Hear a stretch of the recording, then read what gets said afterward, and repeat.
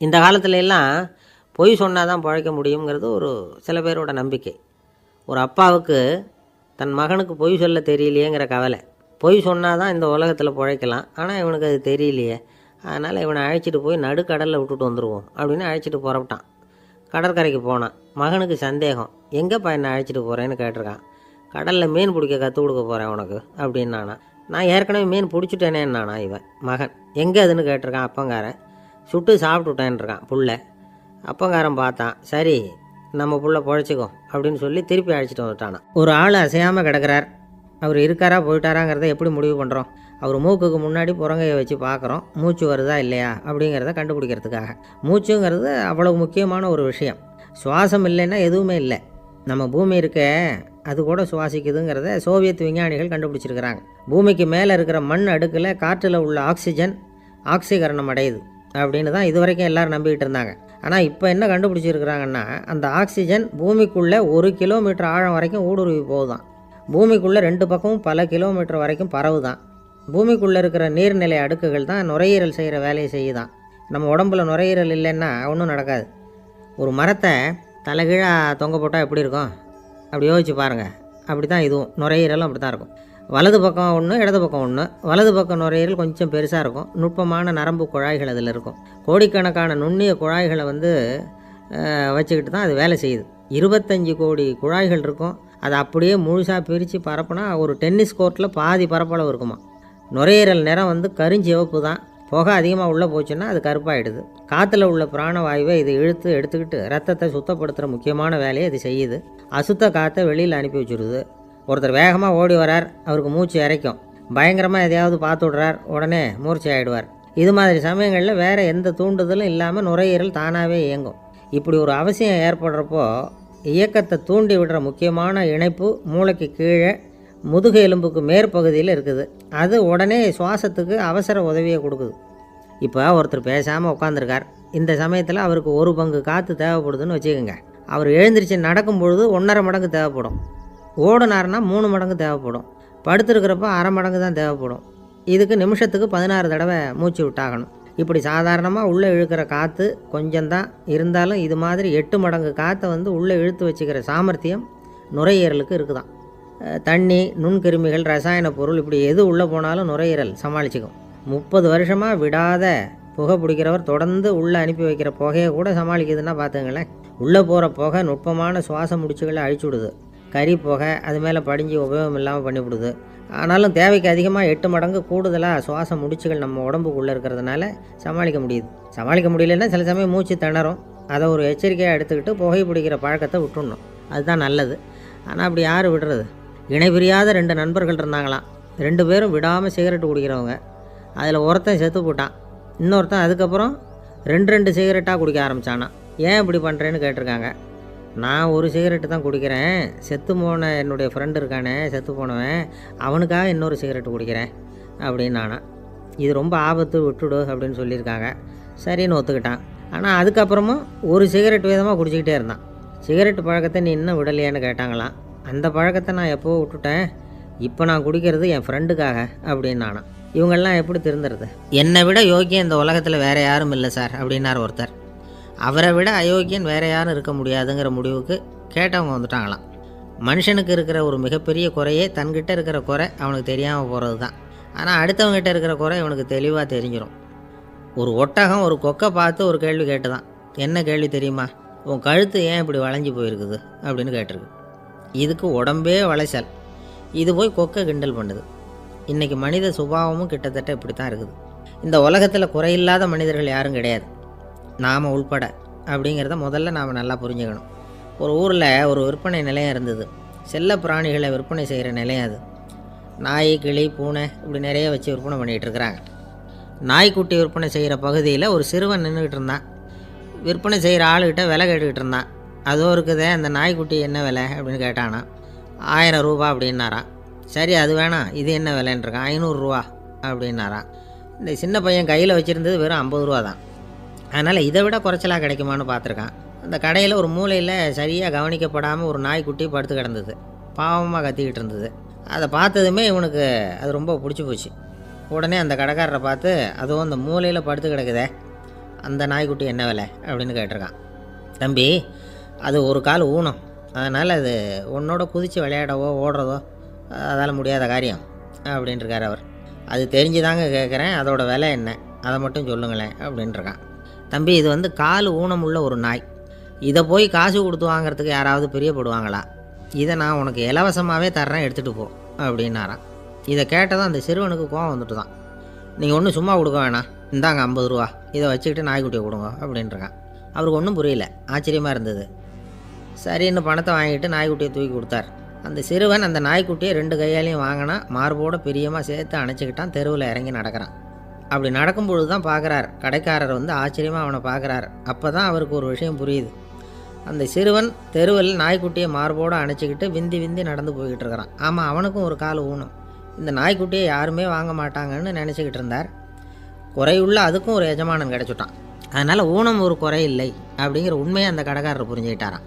நம்மால் ஒருத்தர் கொஞ்சம் வயசானவர், எழுந்திரிச்சு சரியாக நடக்க முடியாது, சாய்வு நாற்காலியிலேயே எப்பவும் உட்காந்துருப்பார். அவர் தனக்கு துணையாக ஒரு நாயை பக்கத்தில் வச்சுருந்தார். அதுவும் ரொம்ப வயசான ஒரு நாய், எழுந்திரிக்கவே சிரமப்படும், நடக்கவும் முடியாது. அவர் பக்கத்துலேயே இதுவும் சோர்ந்து போய் படுத்து கிடக்கும்.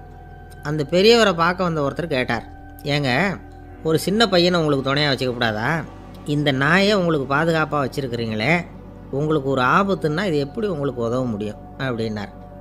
அப்போ அவர் சொன்னாராம், எனக்கு ஒரு ஆபத்துன்னா அந்த சமயத்தில் இந்த நாய் என்னை தனியாக விட்டுட்டு ஓடி போயிடாமல் இருக்கணும்ல, அதுக்காக தான் இதை நான் வச்சுருக்கிறேன் அப்படின்னாராம். நம்மளில் சில பேர் ரொம்ப தைரியமாக இருப்பாங்க. நாம் கூட சொல்கிறது உண்டு, அந்த ஆளுகிட்ட வர்றதுக்கு யமன் கூட பயப்படுவான் அப்படின்னு சொல்கிறது உண்டு. தைரியசாலிகளை நெருங்கிறதுக்கு யமன் பயப்படுவான் அப்படின்னு சொல்கிறது உண்மை தான், அது பொய் இல்லை. மன வலிமை இருக்குது பாருங்கள், அது மனுஷனை காப்பாற்றும். இது வந்து மருத்துவ ரீதியான உண்மை. உடல் கோளாறுகள் மன ஆரோக்கியத்தை பாதிக்கும். மன எழுச்சி, மன போராட்டம் இதெல்லாம் வந்து உடல் இயக்கத்தில் மாறுதலை உண்டாக்குது. சில வகையான நோய்களுக்கும் மனசுக்கும் இருக்கிற சம்பந்தம் என்னங்கிறத பற்றியெல்லாம் இப்போ ஆராய்ச்சி பண்ணுறாங்க. ஆஸ்மா, மூட்டு வலி, பெருங்குடல் அழற்சி, உயர் இரத்த அழுத்தம், சோரியாசிஸுங்கிற தோல் வியாதி, வயிற்று புண்ணு, இந்த தைராய்டு நச்சுத்தன்மை, இது மாதிரி நோய்களை உண்டாக்குறதுல மனசோட பங்கு என்னங்கிறத பற்றியெல்லாம் ஆய்வு பண்ணி பார்த்துருக்குறாங்க. எதுக்கு எடுத்தாலும் சோர்ந்து போகிறது, தோண்டு போகிறது, இப்படிப்பட்ட மனவாகு, அதோட யாரும் நமக்கு உதவ முடியாது அப்படிங்கிற மனோபாவம், கைவிடப்பட்ட மனநிலைமை, இதெல்லாம் வந்து நோயோட தீவிரத்தை ரொம்ப அதிகரிக்க செய்யுதான். இவங்கெல்லாம் அந்த கைகால் வலிக்குது, உடம்பு அசதியாக இருக்குது, தூக்கம் வரல, முதுகு வலிக்குது, உடம்பில் வந்து உணர்ச்சி குறையுது, கைகால் விரல்லாம் மரத்து போகுது, இப்படி ஏதாவது சொல்லிக்கிட்டு டாக்டர்களை தேடி வந்துக்கிட்டு இருப்பாங்க. நெஞ்சு வலி வந்து யாருக்கு வருது தெரியுமா? பதற்றம், போட்டி மனப்பான்மை, அளவுக்கு அதிகமான வேகம், துடிப்பு, பேராசை, இதுலேயும் கட்டுப்பாடு, நேரம் தவறாமை, அப்புறம் இதெல்லாம் வந்து உள்ள மனவாக உள்ளவங்க இருக்கிறாங்கல்ல, அவங்க பெரும்பாலும் நெஞ்சு வலிக்கு ஆளாயிடுறாங்களாம். ஃப்ரீட்மேன் அப்படிங்கிறவர் நிறைய ஆராய்ச்சியெல்லாம் பண்ணி பார்த்துட்டு இதை உறுதிப்படுத்தியிருக்கிறார்.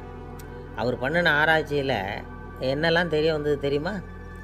பொறுப்பு அதிகம் உள்ளவங்களுக்கு கண்டிப்பாக ரத்த அழுத்தம் வரும், அதிகமாக இருக்குமா. அதே மாதிரி கண்டிப்பாக இருக்கிறாங்கல்ல, அவங்களுக்கும் ரத்த அழுத்தம் அதிகரிக்குமா.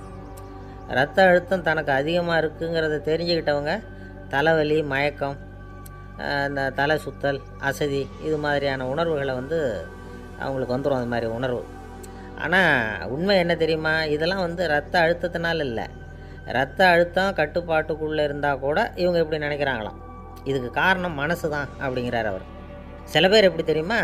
ஒருத்தர் வந்து மாரடைப்பால் இறந்து போனார் அப்படின்னு கேள்விப்பட்டால் போதும், இறந்து போகிறதுக்கு காரணம் இதயம்தான் அப்படிங்கிற பீதியால், இதய தளர்ச்சி அப்படிங்கிற மனநோயால் பாதிக்கப்படுறார். இவங்கெல்லாம் அடிக்கடி தங்களுடைய இதய பகுதியை தொட்டு பார்த்துக்குவாங்க, நாடியை பிடிச்சி பார்த்துக்குவாங்க, அடிக்கடி மூச்சை உள்ளுக்கு இழுத்து வெளியில் விட்டு வலி வருதா அப்படின்னு பார்த்துக்கிட்டு இருப்பாங்க. வேறு எங்கேயாவது வலிச்சா கூட நெஞ்சை வலிக்குதா அப்படின்னு பார்ப்பாங்க. நெஞ்சு வலிக்குதுன்னு கூட சில பேர் சொல்ல ஆரம்பிச்சிருவாங்க. ஆஸ்மாவுக்கும் மனசுக்கும் சம்பந்தம் உண்டு. தீர்வு காண முடியாத மன போராட்டங்கள் எல்லாத்துக்கும் அடுத்தவங்களையே சார்ந்து இருக்கிற மனநிலை, இதெல்லாம் ஆஸ்மாவினுடைய தீவிரத்தை வந்து அதிகப்படுத்திடும். பயம், இது எப்படின்னா என்ன நடக்குமோங்கிற பதட்ட நிலை, அப்புறம் இந்த பயம், இதெல்லாம் வந்து சுவாசித்தலை வந்து அதிகரிக்க செய்யுது இல்லையா. இதனால் இரத்தத்தின் காரத்தன்மை அதிகமாகி நோயின் தீவிரமும் அதிகமாகுது. மனப்போராட்டம், மனக்கவலை, மன இறுக்கம், இதெல்லாம் வந்து தோல் வியாதியை தூண்டி விடுதான். இது மாதிரி இன்னும் எவ்வளவோ இருக்குது. அதனால் இன்றைக்கி நமக்கு தேவை என்னென்னா மன வலிமை, மலர்ந்த முகம். இது ரெண்டும் இருந்துட்டுதுன்னா பலவிதமான நோய்கள் நம்மக்கிட்ட நெருங்கி வராது. டாக்டர் என்ன நெருங்காமல் இருக்கிறதுக்கு நான் ஒரு காரியம் பண்ணுறேன் அப்படின்னார் ஒருத்தர். அவர் என்ன அர்த்தத்தில் சொன்னார்னா, டாக்டர் அவரை நெருங்காமல் இருக்கிறதுக்கு அவர் ஒரு காரியம் பண்ணுறாராம். நண்பர்கிட்ட சொன்னார். நண்பர் கேட்டார், அது என்ன காரியம் பண்ணுற அப்படின்னு கேட்டார். தினம் ஒரு ஆப்பிள் பழம் சாப்பிட்றேன்னார் அவர். ஏன்னா ஆங்கிலத்தில் ஒரு பழமொழி சொல்லுவாங்கள்ல, an apple a day keeps doctor away அப்படிம்பாங்க. ஒரு ஆப்பிள் பழம் சாப்பிட்டா டாக்டர் விலகியே இருப்பார், டாக்டர்கிட்ட போக வேண்டிய அவசியம் இருக்காது அப்படிங்கிறதுக்காக அந்த பழமொழி சொல்கிறது. என்ன, நான் யாருமே நெருங்காமல் இருக்கிறதுக்கு நான் ஒரு காரியம் பண்ணுறேன்னார் இன்னொருத்தர். டாக்டர் நெருங்காமல் இருக்கிறதுக்கு ஆப்பிள் பழம் சாப்பிட்றேன்னார் அவர். என்னை யாருமே நெருங்காமல் இருக்கிறதுக்கு நான் ஒரு காரியம் பண்ணுறேன்னார் இன்னொருத்தர். அது என்னன்னு கேட்டோம். தினம் ஒரு பூண்டு சாப்பிட்றேன்னார். ஏ கார்லிக் எ டே கீப்ஸ் எவ்ரிபடி அவே அப்படின்னு அதுக்கு ஒரு புது விளக்கமும் கொடுத்தார். காசி மாநகரத்தை பிரம்மதத்தன் அப்படிங்கிற ராஜா ஆட்சி பண்ணிட்டு வந்தார். அவர் ஒவ்வொரு வருஷமும் ஒரு திருவிழா நடத்துறது வழக்கம். எல்லா தேசத்திலிருந்தும் எல்லா வகையான ஜனங்களும் அதில் வந்து கலந்துக்குவாங்க. ஒரு சமயம் அது மாதிரி விழா நடந்துக்கிட்டு இருந்தது. வைகுண்டத்திலேருந்து தேவலோகத்திலேருந்து நிறைய தேவகுமாரர்கள்லாம் காசி நகருக்கு அப்போ வந்திருந்தாங்க. அதில் முக்கியமாக ஒரு 4 தேவகுமாரர்கள். அந்த 4 பேரையும் சுற்றி ஏகப்பட்ட கூட்டம். அப்படி என்ன விசேஷம் அவங்கக்கிட்ட அப்படின்னா, மற்றவங்கள விட அவங்க முகம் அழகாக இருந்ததா அப்படி பார்த்தா அப்படியும் இல்லை. அவங்க அணிஞ்சிருந்த மலர் மாலைகள் தான் அதுக்கு காரணமாக. அந்த மலர்கள்லேருந்து அப்படி ஒரு அபூர்வமான நறுமணம். இதுக்கு முன்னாடி இப்படி ஒரு நறுமணத்தை அந்த ஊர் ஜனங்க அனுபவிச்சதே இல்லை. அதுதான் அந்த 4 பேரையும் சுற்றி கூட்டம். எல்லோரும் கேள்வி கேட்க ஆரம்பித்தாங்க. உடனே அந்த 4 தேவகுமாரர்களும் எல்லாருக்கும் தெரியும்படியாக வானத்தில் எழும்பி கொஞ்சம் உயரமாக நின்றுக்கிட்டாங்க. கீழே நின்றுக்கிட்டு இருந்த அரசன்லேருந்து ஆண்டி வரைக்கும் ஒருத்தர் பாக்கி இல்லாமல் ஒரே குரலில் எல்லாரும் அவங்கள பார்த்து, எங்களுக்கும் இது மாதிரி மாலையை போட்டுக்கணும்னு ஆசையாக இருக்குது, அதுக்கு நீங்கள் தான் அருள் பண்ணணும் அப்படின்னு கேட்டுக்கிட்டாங்க. மாலை போட்டுக்கிறதுனா எல்லாருக்கும் ஆசையாக தானே இருக்கும். அந்த 4 தேவகுமாரர்களில் ஒருத்தர் புத்தர் பிரான். அவர் சொன்னார், பூலோகவாசிகளே, நான் சொல்கிறத கொஞ்சம் பொறுமையாக கேளுங்க. கக்காரு அப்படிங்கிற கற்பக விருஷத்தின் மலர்களால் தொடுக்கப்பட்டது இந்த மாலை. இதுக்கு நிறைய சக்தி உண்டு. எந்த காலமும் இது வாடாது, வாசனையும் குறையாது. ஆனால் இதை அணிந்து கொள்கிறதுக்கு சில தகுதிகள் தேவை அப்படின்னார். என்ன தகுதி அது சொல்லுங்களேன் அப்படின்னு ஏக காலத்தில் எல்லாரும் சத்தம் போட்டாங்க. தீய இயல்புகள் உள்ளவங்க, இழிந்த சிந்தனை, இழிந்த செயல் உள்ளவங்க இந்த மாலையை அணிய முடியாது அப்படின்னார். அவ்வளோதான். கூட்டத்தில் சத்தம் போட்டவங்கள்லாம் மெதுவாக அப்படி அடங்க ஆரம்பிச்சிட்டாங்க. இன்னொரு தேவகுமாரன் சொன்னார், அடுத்தவங்க பொருளை அபகரிக்காதவன், அடுத்தவங்களுக்கு கெடுதல் பண்ணக்கூடிய பொய் பேசாதவன், பேராசையினால் கெட்ட வழியில் பொருள் ஈட்ட நினைக்காதவன் இந்த மாலையை போட்டுக்கலாம் அப்படின்னார். கூட்டத்திலேருந்து யாரும் முன்னுக்கு வரல. ஒரே ஒரு ராஜகுரு மட்டும் கொஞ்சம் முன்னாடி வந்தார். பெரியவர், படித்தவர் அவர். எனக்கு தகுதி இருக்குது அந்த மாலையை போட்டுக்கிறதுக்கு அப்படின்னார். வேறு ஒன்றும் இல்லை, பொய் சொல்லியாவது அந்த மாலையை வாங்கிக்குவோமே அப்படின்னு முடிவு பண்ணிட்டார் அவர். அவ்வளோதான், மாலையை வாங்கிட்டார். அடுத்த தேவகுமாரன் பேசினார். யாருக்கு திடமான அறிவும் மனமும் இருக்குதோ, யாருக்கு நல்ல காரியங்களில் அசையாத ஈடுபாடு இருக்குதோ, நல்ல அரிய பொருள்களை தனியாக தான் மட்டும் அனுபவிக்க விரும்பாதவர் யாரோ அவர் முன்னாடி வந்து இந்த மாலையை வாங்கிக்கலாம் அப்படின்னார். அந்த தகுதியும் எனக்கு இருக்குன்னார் ராஜகுரு. மாலையை வாங்கி போட்டுக்கிட்டார். இன்னொரு ராஜகுமாரன் பேச ஆரம்பித்தார். அறநெறியில் செல்வம் சேர்க்கணும், ஆடம்பர பொருள்களுக்கு அடிமை ஆகக்கூடாது, வெற்றி அடைஞ்சாலும் கர்வம் வரக்கூடாது, அப்படிப்பட்டவங்க இந்த மாலையை போட்டுக்கலாம்னார். துணிஞ்சு பொய் சொல்லி அதையும் வாங்கி கழுத்தில் போட்டுக்கிட்டார் இந்த ராஜகுரு. இன்னொரு ராஜகுமாரன் சொன்னார், சான்றோர்களை நிந்திக்காதவங்க, புறம் பேசாதவங்க இந்த மாலையை போட்டுக்கலாம்னார். அதையும் வாங்கி போட்டுக்கிட்டார். திருவிழா முடிஞ்சுது, எல்லோரும் திரும்பி போயிட்டாங்க. மறுநாள் ராஜகுரு 4 மாலைகளையும் போட்டுக்கிட்டு ராஜசபைக்கு வரார். வந்தவர் ரொம்ப அவஸ்தையோடு வர்றார். மாலையெல்லாம் வாடி போயிட்டுது, வாசனை எதுவும் கிடையாது. அது மட்டும் இல்லை, அவருக்கு கடுமையான தலைவலி வேறு வந்துட்டுது. துடிச்சு போயிட்டார். மாலையை கழட்டவும் முடியல. ஜனங்கள்லாம் அவரை பார்த்து சிரிக்க ஆரம்பிச்சிட்டாங்க.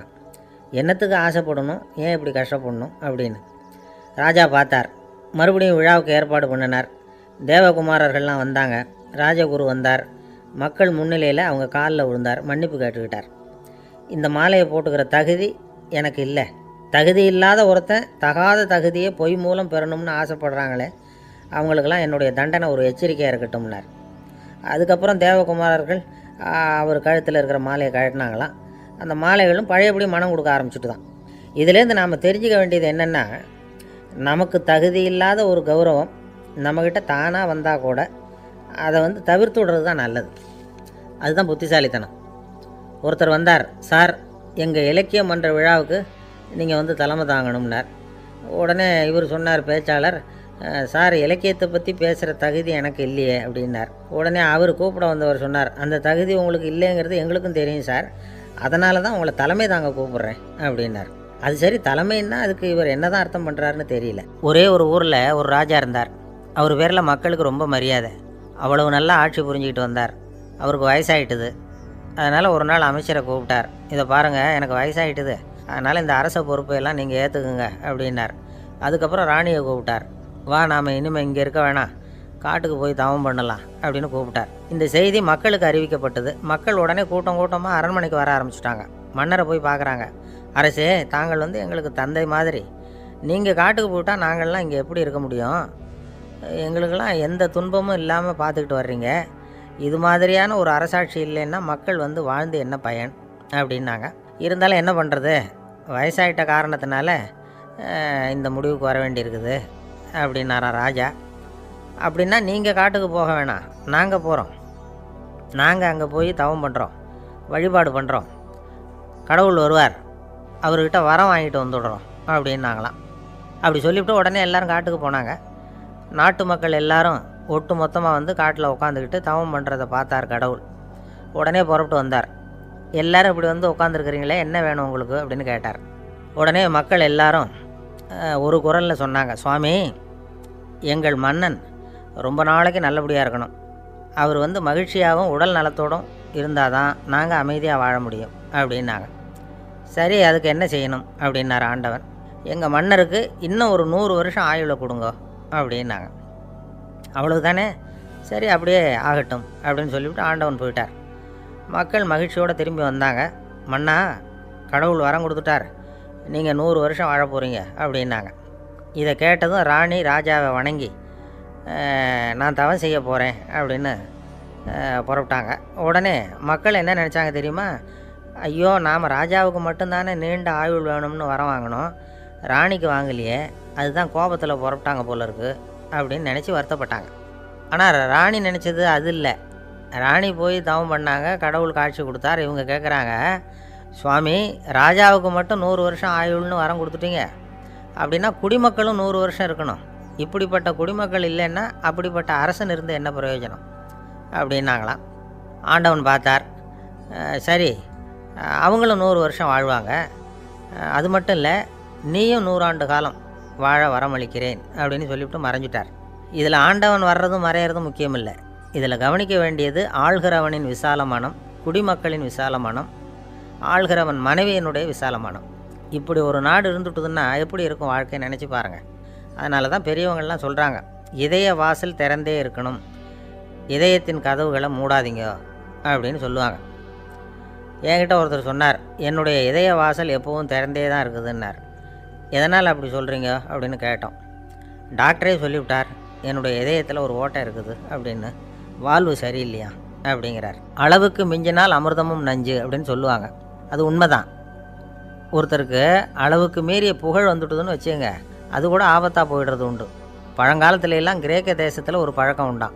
அதாவது யாராவது ஒருத்தரை நாடு கடத்தணும்னா அதுக்கு ஒரு வழி உண்டு. அதாவது ஒருத்தரை நாடு கடத்தணும்னு மக்கள் விரும்புகிறாங்கன்னு வச்சுங்களேன், அவர் பேரை ஒரு மண்பாண்ட ஓட்டுச்சில்லில் எழுதி அதை ஒரு குறிப்பிட்ட பொது இடத்துல போட்டுற வேண்டியது, அவ்வளவுதான். இது மாதிரி பல பேர் போட்டுக்கிட்டே இருப்பாங்க, எல்லாம் அப்படியே குவிஞ்சு போயிடும். அந்த ஓட்டாஞ்சில்லு குவியலில் யாருடைய பேர் அதிகமாக இருக்குதோ அந்த நபரை ஒரு 10 ஆண்டுகள் நாடு கடத்தி விடுவாங்க. இது அந்த ஊர் வழக்கமாக. ஒரு நாள் அந்த குவியலுக்கு பக்கத்தில் ஒரு ஆள் நின்றுக்கிட்டு இருக்கிறான். அவன் கையில் ஒரு ஓட்டாஞ்சில்லு வச்சுருக்கிறான். அதில் யாரோட பேரையோ எழுதணும், எழுதி அந்த இடத்துல போடணுங்கிறது அவன் ஆசை. ஆனால் அவன் படிக்காதவன், அதனால் எழுத தெரியல. யாராவது அந்த வழியாக வர்றாங்களான்னு பார்த்துக்கிட்டே நின்றுக்கிட்டு இருந்தான். ஒரு பெரியவர் வந்துக்கிட்டு இருந்தார். அவர்கிட்ட ஓடினான். கையில் இருந்த மண்பாண்ட சில்லை கொடுத்தான். ஐயா, இதில் ஒரு பேர் எழுதி கொடுங்களேன்னா. அந்த பெரியவர் அதை வாங்கி கையில் வச்சுக்கிட்டு, என்ன பேர் எழுதணும் சொல்லு அப்படின்னா. இவன் சொன்னான், அரிஸ்டைடிஸ் அப்படின்னு எழுதுங்க அப்படின்னா. இதை கேட்டதும் அந்த பெரியவருக்கு அதிர்ச்சி. ஏன்னா அவர் தான் அரிஸ்டைடிஸ், தத்துவ மேதை அரிஸ்டைடிஸ் அவர். இருந்தாலும் நான் தான் அதுங்கிறத காட்டிக்காமல் அந்த ஆளுக்கிட்ட கேட்டார், அது சரிப்பா, அரிஸ்டைடிஸுங்கிற பேரை எழுத சொல்கிற, அவர் உனக்கு என்ன கெடுதல் பண்ணார், அவர் பேரை இதில் எழுத சொல்கிறியே அப்படின்னு கேட்டிருக்கார். அதுக்கு இவன் சொன்னானா, அவர் எனக்கு எந்த கெடுதலும் பண்ணலை, அவரை நான் பார்த்தது கூட இல்லை அப்படின்ட்டுருக்கான். அப்புறம் எதுக்காக அவரை நாடு கடத்தணும்னு நீ ஆசைப்படுற அப்படின்னு கேட்டிருக்கார். இப்போ அந்த ஆள் சொல்கிறான், அரிஸ்டைடஸை பற்றி எல்லாரும் பேசுகிறாங்க, அவர் ரொம்ப நல்லவர், அவர் ஒரு பெரிய அறிவாளிங்கிறாங்க, அவர் ஒரு பெரிய வள்ளல், பேரறிஞர், இப்படி எல்லாரும் சொல்கிறத கேட்டு கேட்டு எனக்கு ரொம்ப அலுத்து போயிட்டுது, அதனால தான் வெறுப்பாயிட்டேன் அப்படின்னு நானும். இதிலேருந்து என்ன தெரியுது, நாம் நல்லவனாக இருக்கிறதுல ஒன்றும் இடைஞ்சல் இல்லை.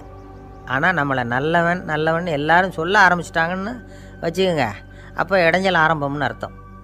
எதுவுமே அளவுக்கு மிஞ்சி போகாமல் பார்த்துக்க வேண்டியது ரொம்ப அவசியம். அளவுக்கு அதிகமாக ஆசைப்படாதவங்களில் ஆப்ரஹாம் லிங்கனும் ஒருத்தரான். அவர் ஒரு தடவை தன்னுடைய நண்பர்கள்கிட்ட பேசிக்கிட்டு இருந்தாராம். ஒருத்தர் கேட்டிருக்கார், ஒரு மனுஷனுக்கு கால்கள் எவ்வளோ உயரம் இருக்கணும் அப்படின்னு கேட்டாராம். இதுக்கு ஆப்ரஹாம் லிங்கன் சொன்னாராம், அது என்ன இடுப்புலேருந்து தரையை தொடுற அளவுக்கு உயரம் இருந்தால் போதும் அப்படின்னாராம். ஒரு ஜென் துறவி, அவருக்கு ரொம்ப வயசாகிட்டுது, கடைசி காலம், நண்பர்களெல்லாம் கூப்பிட்டார். நண்பர்களே, நான் வித்தியாசமான முறையில் சாகணும்னு ஆசைப்பட்றேன், அதுக்கு ஏதாவது யோசனை சொல்லுங்களேன் அப்படின்னு கேட்டாராம். நண்பர்கள் சிரித்தாங்க. என்ன பேச்சு பேசுகிறீங்க, சாவறதுங்கிறது என்ன விளையாட்டு கத்தனமான காரியமா அப்படின்னு கேட்டிருக்காங்க. அந்த துறவி கொஞ்ச நேரம் யோசனை பண்ணார். அப்புறம் கேட்டாராம், இது வரைக்கும் யாராவது நடந்துக்கிட்டே இறந்துருக்குறாங்களா அப்படின்னாராம். எல்லாரும் இல்லைன்னாங்களாம். ஒருத்தர் மட்டும் சொல்லியிருக்கார், அப்படியும் ஒருத்தர் இறந்துருக்கிறதாக ஒரு கதையில் படிச்சிருக்கிறேன், ஒரு ஞானியால் தான் அப்படியெல்லாம் செய்ய முடியும் அப்படின்னு அவர் சொன்னாராம்.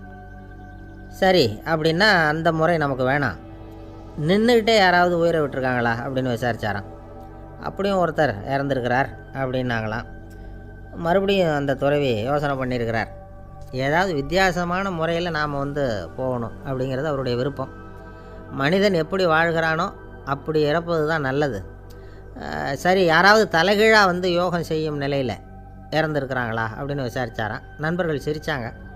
தலைகீழாக நின்னபடி இறந்ததாக நாங்கள் கேள்விப்பட்டதே இல்லை, அது முடியாத காரியம் அப்படின்ட்டுருக்காங்க. இப்போ அந்த துறவிக்கு திடீர்னு உற்சாகம் வந்துட்டுது. உடனே எழுந்திரிச்சார், தலைகீழாக நின்னார், அப்படியே உயிரை விட்டுட்டார். அவ்வளோதான். அந்த மடாலயத்தில் ஒரே குழப்பம், எப்படி அவரை கீழே இறக்கி படுக்க வைக்கிறது அப்படின்னு புரியல. இப்படி உயிர் விடுறதை பற்றி அவங்க இது வரைக்கும் கேள்விப்பட்டதும் இல்லை. உண்மையிலேயே இவர் இறந்து தான் போனாராங்கிறதும் தெரியல. சோதித்து பார்த்தாங்க, இதய துடிப்பு, நாடி துடிப்பு எல்லாம் நின்று போயிருந்தது. இவர் எப்பவும் இப்படி தான், என்ன பண்ணுறது இப்போது அப்படின்னு சொல்லி எல்லோரும் குழம்பிக்கிட்டு இருக்கிற சமயத்தில் ஒரு பெரிய ஒரு யோசனை சொன்னார். இந்த துறவியோட மூத்த சகோதரி பக்கத்து மடாலயத்தில் இருக்கிறாங்க, அவங்கள இங்கே அழைச்சிட்டு வந்தால் ஏதாவது வழி கிடைக்கும் அப்படின்னார். அந்த அம்மாவுக்கு 90 வயசு. அழைச்சிட்டு வந்தாங்க. ஒரு குச்சியை ஊன்றிக்கிட்டு அப்படியே மெதுவாக நடந்து வந்தாங்க. தம்பி, தலைகீழாக நின்று உயிர் விட்டு இறக்கிறத பார்த்தாங்க. தம்பின்னு கூப்பிட்டு பார்த்தாங்க, ஒன்றும் காணும். உடனே என்ன பண்ணாங்க, தன்னுடைய கைத்தடியால் தம்பியோட உடலை ஒரு தட்டு தட்டினாங்க. ஏப்பா, சாகிறப்பவும் உன்னுடைய குறும்புத்தனத்தை விடலையா, இப்படியாடா சாகிறது, ஒழுங்காக செத்து தொலை அப்படின்னாங்களாம். அவ்வளவுதான். உடனே அந்த துறவி திரும்பி நேராக நின்னார். அக்கா, கோவப்படாத, நான் ஒழுங்காக சாகிறேன், எப்படி செத்தா என்ன, எல்லாம் எனக்கு ஒன்று தான் அப்படின்னு சொல்லிவிட்டு அப்படியே தரையில் படுத்து உயிரை விட்டாராம். அதுக்கப்புறம் அந்த அம்மா கோலை கையில் எடுத்துக்கிட்டு அப்படியே திரும்பி கூட பார்க்காம அவங்க பாட்டுக்கு போயிட்டாங்களாம். மரணத்தை ஒரு விளையாட்டாக ஆக்கிய அந்த துறவிக்கு வாழ்க்கையே ஒரு விளையாட்டாக தான் இருந்திருக்குது. எந்த நோக்கமும் இல்லாமல் செயல்படுறதுன்னா என்னங்கிறதும் அவருக்கு தெரிஞ்சிருக்குது. பயனை எதிர்பார்க்காமல் பணி செய்து வாழ்ந்து மறைந்த மகான் அவர். தம்முடைய தொழிலை விளையாட்டு போல் செய்ய தெரிஞ்சவருக்கு வாழ்க்கையே ஒரு விளையாட்டாக மாறிடும். எல்லாமே விளையாட்டாகி விடுகிற போது மரணமும் விளையாட்டாகிவிடும் அப்படிங்கிறது தான் அந்த தத்துவம். ஆனால் அதுக்கு முன்னாடி உங்களுக்குள்ளே இருக்கிற உண்மையான நடிகனை நீங்கள் அடையாளம் கண்டுபிடிக்கணும். நீங்கள் நடிக்க வேண்டியதே இல்லை, நீங்கள் ஏற்கனவே நடிச்சுக்கிட்டு தான் இருக்கிறீங்க. நீங்கள் இந்த உண்மையை தெரிஞ்சுக்கணும், அவ்வளவுதான். இதுதான் ஞானிகளுடைய கருத்து. நீங்கள் தெருவில் நடந்து போயிட்டுருக்கிறீங்க, எதிரில் வர்றவர் உங்களை பார்த்து எப்படி இருக்கிறீங்கன்னு கேட்குறார். நல்லா இருக்கிறேங்கிறீங்க. உண்மையிலேயே நாம் நல்லா இருக்க மாட்டோம், ஏதாவது உடம்புல கோளாறு இருக்கும். ஆனால் அப்படி சொல்லுவோம், நல்லா இருக்கிறேன் அப்படின்னு. அது நடிப்பு தானே. உங்களை சந்தித்ததில் ரொம்ப மகிழ்ச்சி அப்படின்னு சொல்கிறோம். உடனே கொஞ்சம் நிதானமாக யோசித்து பாருங்கள், உண்மையிலேயே உங்கள் மனசு மகிழ்ச்சி அடைஞ்சுட்டுதா? அது நடிப்பு தானே. வாழ்க்கையை சரியாக புரிஞ்சுக்கிட்டால் எல்லாமே நடிப்புங்கிறது புரியும். கல்யாண பத்திரிக்கை அனுப்பியிருந்தேனே, ஏன்டா வரலன்னு கேட்டான் ஒருத்தன். வந்திருந்தேனே அப்படின்னானா இவன். டேய், ஏன்டா போய் சொல்கிற, நான் பத்திரிக்கையே உனக்கு அனுப்பலையே அப்படின்ட்டுருக்கான் அவன். அதுக்கு இவன் சொன்னானா, பத்திரிக்கை அனுப்புனேன்னு நீ போய் சொல்கிறப்போ கல்யாணத்துக்கு வந்தேன்னு நான் போய் சொல்லக்கூடாதா அப்படின்னு ஒரு பெரிய பியானோ கலைஞர் வியன்னாவில் இருந்தார். ரொம்ப புகழ்பெற்ற இசை கலைஞர் அவர். இங்கிலாந்து மகாராணி விக்டோரியா அவருடைய சங்கீதத்தை கேட்கணும்னு ஆசைப்பட்டாங்க. அவரை அரண்மனைக்கு கூப்பிட்டாங்களாம். பியானோ வாசிக்க சொல்லி கேட்டாங்களாம். இவரும் ரொம்ப பிரமாதமாக வாசித்து காட்டியிருக்கார். உடனே பாராட்டி பரிசுகள்லாம் கொடுத்து அனுப்புனாங்களாம். அந்த இசையை கேட்குறதுல அரசிக்கு ரொம்பவும் ஆர்வம் உண்டு. அதனால் அதுக்கப்புறமும் அந்த கலைஞர் அடிக்கடி அரண்மனைக்கு வர வேண்டிய அவசியம் ஏற்பட்டது. ஏன்னா அரசி கூப்பிட ஆரம்பித்தாங்க. இவர் போகணும், அங்கே இசை நிகழ்ச்சி நடத்தணும். இவர் அங்கே பாடி வாசிக்கிறது உண்டு. ஒரு தடவை மகாராணி அவரை பார்த்து உங்கள் நாட்டு தேசிய கீதம் பாடுங்களேன் அப்படின்னு கேட்டாங்களாம். உடனே அவர் தன்னுடைய நாடான ஆஸ்திரியாவின் தேசிய கீதத்தை பாடியிருக்கிறார். அவர் பாட ஆரம்பித்த உடனே மகாராணி எழுந்திரிச்சு நின்னாங்களாம். அதுக்கு மரியாதை செலுத்துகிற நோக்கத்தோடு பாட்டு முடிகிற வரைக்கும் அப்படியே நின்றுக்கிட்டு இருந்தாங்களாம். இதுதான் அந்த அரசியினுடைய பெருந்தன்மை. அதாவது நாட்டுப்பற்றுங்கிறது அந்த அளவுக்கு அப்படி இருக்கணும். இப்படி ஒரு அரசியே நம்ம நாட்டு தேசிய கீதத்துக்கு எழுந்திரிச்சு நின்று மரியாதை செலுத்துகிறாங்க அப்படிங்கிறத புரிஞ்சிக்கும் பொழுது அந்த முதிய கலைஞரின் மகிழ்ச்சிக்கு அளவே இல்லையாம். அதுக்கப்புறம் அந்த பியானோ கலைஞர் ஒரு நாள் தன்னுடைய நண்பர் ஒருத்தர்கிட்ட பேசிக்கிட்டு இருந்தாராம். அப்போ சொன்னாராம், மகாராணியார் எனக்கு எவ்வளவோ பரிசுகள்லாம் கொடுத்துருக்குறாங்க. ஒரு தடவை எனக்கு வைரக்கல் பதித்த அணி ஒன்றை கூட பரிசாக கொடுத்தாங்க. ஆனால் அதை விட உயர்ந்த விலை மதிக்க முடியாத அணி என்ன தெரியுமா? நான் என்னுடைய நாட்டு தேசிய கீதத்தை நான் பாடுறப்போ அவங்க எழுந்திரிச்சு நின்று மரியாதை செலுத்தினாங்களே, அதுதான் எனக்கு கிடைச்ச மிகப்பெரிய பரிசு அப்படின்னாராம். எனக்கு தெரிஞ்ச சங்கீத வித்வான் ஒருத்தர் இருக்கார். சமீபத்தில் ஒரு நாள் அவரை பார்த்தேன். எப்படி போயிட்டுருக்கு உங்கள் தொழில் அப்படின்னு கேட்டேன். ரொம்பவும் வித்தியாசமாக போயிட்டுருக்குங்க அப்படின்னார். என்ன சொல்கிறீங்க அப்படின்னேன். முன்னாடியெல்லாம் நான் பாடினா எதிரில் இருக்கிறவங்க தான் எழுந்திரிச்சு போயிட்டு இருந்தாங்க. இப்போ எப்படின்னா நான் பாட ஆரம்பிச்சுட்டா உடனே பக்கவாத்தியக்காரனே எழுந்திரிச்சு போயிடுறான் அப்படின்னார் ரொம்ப வேதனையோட. பொங்கல் திருநாள்னால் இது ஏதோ அறுவடை திருநாள் அப்படின்னு சொல்லுவோம். அதாவது வருஷம் பூரா நாம் பாடுபட்டு அதனுடைய பலனை அனுபவிக்கிற நாள் அப்படிங்கிறது நாம் சொல்லிகிட்டு இருக்கிறது. இது முக்கியமாக இது ஒரு நன்றி அறிவிப்பு நாள் அப்படின்னு சொல்லுவாங்க. இன்றைக்கி நிறைய நன்றி அறிவிப்பு கூட்டம்லாம் நடந்துக்கிட்டு இருக்குல்ல, அது மாதிரி விவசாயிகள் நடத்துகிற ஒரு நன்றி அறிவிப்பு விழா இது. யாருக்கு நன்றி சொல்கிறாங்கன்னா ஆதவனுக்கு. அதாவது சூரியன் இல்லைன்னா விவசாயம் இல்லை. அதனால் ஆதவனுக்கு நன்றி செலுத்துகிற நாளாக இந்த பொங்கல் திருநாளை நாம் கொண்டாடுறோம். அதாவது இந்த பொங்கலில் விவசாயிகள்கிட்டேருந்து நிறைய பண்புகளை நாம் தெரிஞ்சுக்க வேண்டிய நாள் இது. விவசாயிகள் அவங்க விவசாயம் முன்னேறி இருக்கிற அளவுக்கு விவசாயிகளுடைய வாழ்க்கை தரம் முன்னேறலை. அந்த அளவுக்கு அவர்கள் நாட்டுக்காக உழைச்சிக்கிட்டு இருக்கிறாங்க. அந்த காலத்துலேயே அதை பற்றி ஒரு கதை சொல்கிறது உண்டு. ஒரு வயசான ஆள் நிலத்தில் ஏறு உழுதுகிட்டு இருந்தாராம். கிழிஞ்சு போன ஒரு சின்ன துண்டை தான் இடுப்பில் கட்டியிருந்தாராம். தலையில் ஒரு கந்தலை சுற்றி இருந்தார். உடம்பு பூரா சேரு, ரொம்ப ஏழை. ஏறு ஓட்டிகிட்டு இருக்கிறவர் வேறு எப்படி இருப்பார்? இருந்தாலும் அந்த ஆள் ரொம்ப ஜாலியாக பாட்டு பாடிக்கிட்டே ஏறு உழுதுகிட்டு இருந்தாராம். உடம்புல தான் அவர் ஏழையை தவிர மனசில் ஒரு ஏழையாக தெரியல. அந்த சமயத்தில் அந்த நாட்டு ராஜா அந்த பக்கமாக குதிரை மேலே வந்தாராம். வேட்டைக்கு போயிட்டு பரிவாரங்களோடு திரும்பி வந்துக்கிட்டு இருக்கிறார். ரொம்ப செல்வ செழிப்பில் இருக்கிற ராஜா அவர் இந்த வயசான விவசாயியை பார்த்துருக்கார். இந்த ஆள் ரொம்பவும் ஏழைங்கிறது அவர் பார்த்தாவே பளிச்சுன்னு தெரியுது. கட்டிக்கிறதுக்கு நல்ல துணி இல்லை, உடம்போ இழைச்சி போயிருக்குது, வயிறு முதுகில் போய் ஒட்டிகிட்டு இருக்கு, கண்ணு குழி விழுந்து போயிருக்குது. ஆனாலும் முகத்தை பார்த்தா சந்தோஷமாக இருக்கிற மாதிரி இருக்குது. இவ்வளோ உற்சாகமாக பாடிக்கிட்டு இருக்கிறாரே அப்படின்னு ஆச்சரியமாக நினச்சி பார்த்தார் அந்த ராஜா. சரி, அவர்கிட்ட கொஞ்சம் பேச்சு கொடுத்து பார்க்கலாம் அப்படின்னு முடிவு பண்ணார். ஐயா பெரியவரே, இப்படி கொஞ்சம் வர முடியுமான்னாராம். பொழுது போகிறதுக்குள்ளே நான் இந்த வயல் பூரா உழவு ஓட்டி ஆகணும், அதனால் பேசுகிறதுக்கு நேரம் இல்லை அப்படின்னாராம் அந்த பெரியவர். என்ன அவ்வளவு அவசரமாக? மீதி இருந்தால் நாளைக்கு உழுதக்கூடாதா? அது சரி, உனக்கு எத்தனை ஏக்கர் நிலம் இருக்குது அப்படின்னு விசாரிச்சிருக்கார் ராஜா. எனக்குன்னு சொந்தமாக உள்ளங்கை அளவு கூட நிலம் கிடையாது. இது எங்கள் முதலாளியோட நிலம். இதை பூராவும் உழுது முடித்தாதான் அவர் கூலி கொடுப்பார். நான் கூலிக்கு உழுதுகிட்டு இருக்கிறேன். உங்ககிட்ட பேசிக்கிட்டு இருந்தால் அவருக்கு துரோகம் பண்ணது மாதிரி ஆகிடும் அப்படின்னாராம். ராஜா குதிரையை விட்டு கீழே இறங்கினார். வரப்பில் நடந்து அந்த பெரியவர்கிட்டே போனாராம். சரி, ஒரு நாள் பூரா உழுதா உனக்கு எவ்வளவு கூலின்னு கேட்டிருக்கார். 8 அணா கூலி கிடைக்கும்னாராம் அவர். இது ரொம்ப காலத்துக்கு முன்னாடி நடந்த ஒரு சம்பவங்கிறதுனால அப்போ 8 அணா கூலிங்கிறது ரொம்ப பெருசு. இருந்தாலும் அதுவும் அந்த ராஜாவுக்கு பெரிய கூலியாக தெரியல. இவ்வளவு தானா, இதை வச்சுக்கிட்டு நீ எப்படி காலம் தள்ளுற அப்படின்னாராம். ஒன்றும் கவலை இல்லை அப்படின்னாராம் அவர். ராஜாவுக்கு ரொம்ப ஆச்சரியமாக போச்சு. 8 அணா கூலி வாங்குகிற இந்த ஆள் கவலை இல்லாமல் இருக்கிறார், ஏராளமான வசதியோடு இருக்கிறன்னா கவலை இல்லாமல் வாழ முடியலையே அப்படின்னு நினச்சி பார்த்துருக்கார். அது சரி, 8 அணாவில் எப்படி குடும்பம் நடத்துகிற அப்படின்னு கேட்டாராம். எனக்கு கிடைக்கிற 8 அணாவில் 2 அணா குடும்பத்துக்கு செலவழிக்கிறேன், 2 அணா பழைய கடனுக்கு கொடுக்குறேன், 2 அணா தர்மம் செய்கிறேன், 2 அணா வட்டிக்கு கொடுக்குறேன், ஒரு குறையும் இல்லைன்னாராம். ராஜாவுக்கு ஒன்றும் புரியல. எனக்கு ஒன்றும் புரியலேன்னு இருக்கார். ஐயா, எனக்கும் என் மனைவிக்கும் 2 அணா செலவாகுது. வயசான அம்மா அப்பா இருக்கிறாங்க, சின்ன வயசில் என்னை காப்பாற்றினவங்க அவங்க. அந்த கடனுக்கு 2 அணா செலவாகுது, அது பழைய கடன். என் தங்கச்சி ஒருத்தி ஆதரவு இல்லாத நிலைமையில் தன்னுடைய மகனோட என் வீட்டில் வந்துருக்கிறா, அவளுக்கும் அவள் மகனுக்கும் 2 அணா செலவு பண்ணுறேன், அது தர்மம். எனக்கு 2 பிள்ளைங்க இருக்கிறாங்க, அவங்களுக்கு 2 அணா செலவு பண்ணுறேன், அது வட்டிக்கு கொடுக்குறது மாதிரி. பிற்காலத்தில் அவங்க எங்களை காப்பாற்றுவாங்க. அந்த வகையில் நான் திருப்தியோடு வாழ்ந்துக்கிட்டு இருக்கிறேன் அப்படின்னாராம். ராஜாவுக்கு அர்த்தம் புரிய ஆரம்பிச்சுதான்.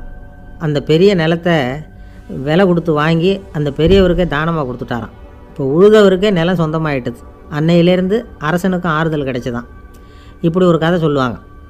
8 அணா வருமானத்தை வச்சுக்கிட்டு எப்படி காலத்தை தள்ளுறதுன்னு சொல்கிறதுக்காக இந்த கதையை சொல்கிறதாக யாரும் தப்பாக நினச்சிக்கக்கூடாது. கிடைக்கிறத எப்படி பங்கு போடுறார், எப்படி திருப்தியாக வாழறார் அப்படிங்கிறது தான் முக்கியம். அது மாதிரி இன்றைக்கு இந்த பொங்கல் திருநாளில் உழவர்கள் மனசு மகிழ்ச்சியாக இருந்ததுன்னா அது எல்லாரும் மகிழ்ச்சியாக இருக்கிறது மாதிரி அர்த்தம். அதனால் அவர்கள்ட்டேருந்து நாம் பாடம் கற்றுக்கணும். சில உழவர்கள் தங்கள் நிலத்தில் விளையிறத தாங்கள் சாப்பிட மாட்டாங்க, அடுத்தவங்கள்ட்ட விற்றுட்டு சந்தையில் போய் வேறு அரிசி வாங்கிட்டு வந்து தான் இவங்க சாப்பிடுவாங்க. அப்படிப்பட்ட விவசாயிகள்லாம் இது உண்டு. பங்கிடுகிற பண்பை உழவர்கள்ட்டேருந்து கற்றுக்கொள்ளுங்கள் அப்படிம்பாங்க. ஒரு ஆள் நிம்மதியாக மகிழ்ச்சியாக இருந்தானா, உங்கள் நிம்மதிக்கும் மகிழ்ச்சிக்கும் என்ன காரணம்னு கேட்டிருக்கார் இன்னொருத்தர். என்கிட்ட இருந்தது பூராவையும் என் பிள்ளைங்களுக்கு சமமாக பங்கு போட்டு கொடுத்துட்டேன், எனக்குன்னு எதுவுமே வச்சுக்கல, அதுதான் நிம்மதிக்கு காரணம்ன்றிருக்கான். உங்ககிட்ட இருந்தது எவ்வளவு இருந்தது அப்படின்னு கேட்டிருக்காரு அவர். மொத்தமாக ஒரு 50,000 ரூபா இருக்கும் அப்படின்னு இருக்கான். அவ்வளவும் பணமாகவே இருந்ததா அப்படின்னு கேட்டிருக்காங்க இவங்க. இல்லைங்க, அவ்வளவும் கடன், அதை தான் பிரித்து கொடுத்துருக்கேன் பிள்ளைங்கக்கிட்ட அப்படின்னு நானும். அவன் எது ரொம்பவும் கஷ்டமான காரியம் அப்படின்னு கேட்டார் ஒருத்தர். ஒருத்தருக்கு ஒருத்தர் சண்டை போடாமல் இருக்கிறது தான் ரொம்ப கஷ்டமான காரியம் அப்படின்னு தோணுது. ஒரு நாட்டுக்கும் இன்னொரு நாட்டுக்கும் சண்டை, நாட்டுக்குள்ளேயே ஒரு குரூப்புக்கும் இன்னொரு குரூப்புக்கும் சண்டை. ஏன் சண்டை போட்டுக்கிறீங்கன்னு கேட்டு பாருங்கள். நாங்கள் சமாதானத்துக்காக தான் சண்டை போட்டுக்கிறோம் அப்படிம்பாங்க. வாழறதுக்காக பிறந்த மனுஷன் லட்சியத்துக்காக உயிரை விட தயார் அப்படின்னு சொல்லிகிட்டு இருப்பான். அப்படி உயிரை விடுறவங்கள நாமளும் பாராட்டுவோம். ஆனால் ஒன்றும் இல்லாத விஷயங்களுக்கெல்லாம் சண்டை போடுறவங்களெல்லாம், அப்படிப்பட்டவங்களையும் சரி உயிரை விடுறவங்களையும் சரி என்னென்னு சொல்கிறது. யுத்தங்களாலேயும் சண்டைகளாலேயும் நாம் அடையிறது என்னங்கிறது ஒரு பக்கம் இருக்கட்டும், இழக்கிறது என்ன தெரியுமா? ஏராளமான உயிர்கள். ரத்தம் சிந்துறதுக்கு நான் தயார் அப்படின்னு மார்தட்டி சொல்லலாம். ஆனால் ரத்தம் சிந்தினா உயிர் காத்துக்கிட்டு இருக்க தயார் இல்லை. அதாவது உயிர் நமக்காக காத்துக்கிட்டு இருக்க தயார் இல்லை. இழக்கிற ரத்தத்தை ஈடுகட்டினா தான் உயிரை காப்பாற்ற முடியும். அதனால் இது சம்மந்தமாக ஆராய்ச்சி செய்கிற கட்டாயம் ஏற்பட்டு போச்சு. அதோட விளைவாக புதுசாக ஒன்றை கண்டுபிடிச்சிருக்கிறாங்க. அதுதான் செயற்கை ரத்தப்பொடி. இப்போ இந்த திடீர் சாம்பார் பொடி, திடீர் ரசப்பொடி, திடீர் காப்பி பொடி இப்படிலாம் சொல்கிறோம்ல, அது மாதிரி இது திடீர் ரத்தப்பொடி. இஸ்ரேல் ஒரு சின்ன நாடு, மக்கள் தொகை குறைச்சல், அதோட போர்கள் வேறு. அதனால் காயம்பட்டவங்களை காப்பாற்றியே தீர வேண்டிய கட்டாயம். காப்பாற்றணும்னா ரத்த இழப்பை தடுக்கணும். அப்படின்னா உடனடியாக புது ரத்தம் செலுத்தி ஆகணும். திடீர்னு ரத்தம் வேணும்னா எங்கே போகிறது? அதுவும் கிடைக்கிற ரத்தம் சேர்கிற குரூப்பாக இருக்கணும். ஒரு வேடிக்கை பார்த்தீங்களா, நான் வேறு குரூப்பு நீ வேறு குரூப்புன்னு இவன் சண்டை போடுறான். இதில் அடிபட்டவனுக்கு ரத்தம் கொடுக்க போனால் அதுலேயும் அது வேறு வேறு குரூப்பாக இருக்குது. அது ரத்தமும் வேறு வேறு குரூப்புன்னு சொல்லிகிட்டு இருக்குது. எந்த குரூப்பு ரத்தம் வேணும், அது உடனடியாக கிடைக்கலன்னா என்ன பண்ணுறது? இப்படிப்பட்ட கஷ்டம்லாம் நமக்கு வந்துடுது. இதுக்காக தான் விஞ்ஞானிகள் இந்த ரத்த பொடியை கண்டுபிடிச்சிருக்கிறாங்க. அதாவது ஒரு ஆள் அடிபட்டு போட்டான்னு வச்சுங்களேன், அவனுக்கு ரத்தம் கிடைக்கல, உடனே என்ன பண்ணலாம்? இந்த சுத்தப்படுத்தப்பட்ட தண்ணீரை கொஞ்சம் எடுத்துக்க வேண்டியது, அதில் இந்த ரத்த பொடியை கரைக்க வேண்டியது. இப்போ இந்த செயற்கை ரத்தம் தயாராகிட்டுது. இதை அந்த ஆள் உடம்புல ஏற்றி விட்ற வேண்டியது. இயற்கையாக நம்ம உடம்பில் இருக்கிற ரத்தம் என்னென்ன வேலை செய்யுதோ அதே வேலையை இதுவும் செய்யும். அதாவது ஆக்சிஜனை உடம்புல எல்லா இடத்துக்கும் எடுத்துகிட்டு போகுது. அந்த வேலையை இந்த செயற்கை ரத்தமும் செஞ்சுடுது.